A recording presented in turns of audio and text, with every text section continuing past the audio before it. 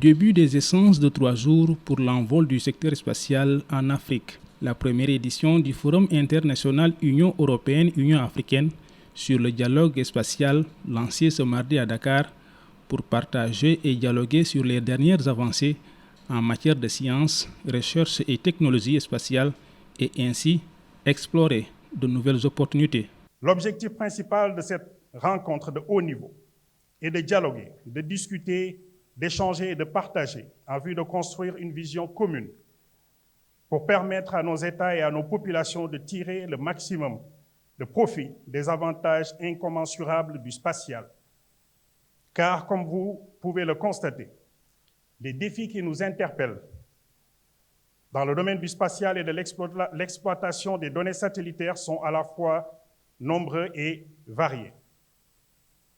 Face à ces défis, le Forum de Dakar devra être l'occasion de lancer un appel à l'investissement dans le secteur du spatial et permettre de convaincre de la nécessité pour les institutions, les décideurs, les représentants de fondations, le secteur privé, que l'investissement dans le domaine du spatial est un investissement gagnant sur le devenir de l'Afrique et un pari sur l'avenir de notre continent.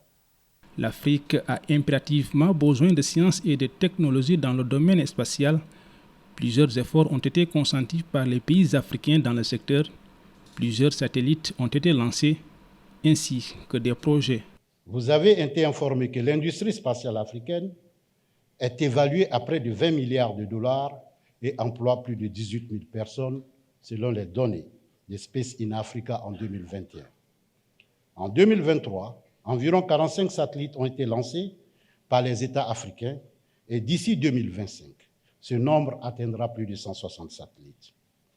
Plus de 81 projets d'applications spatiales sont actuellement mis en œuvre sur tout le continent, dans les domaines de l'observation de la Terre et des communications par satellite.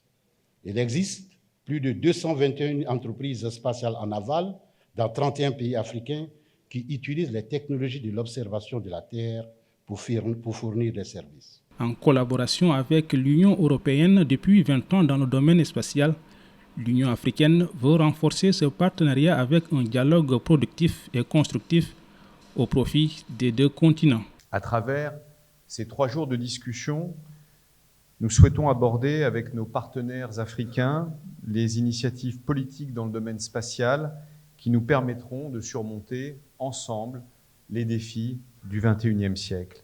Cela signifie la création de meilleures opportunités pour les écosystèmes spatiaux africains et européens, mais aussi la promotion des synergies au sein même du continent africain.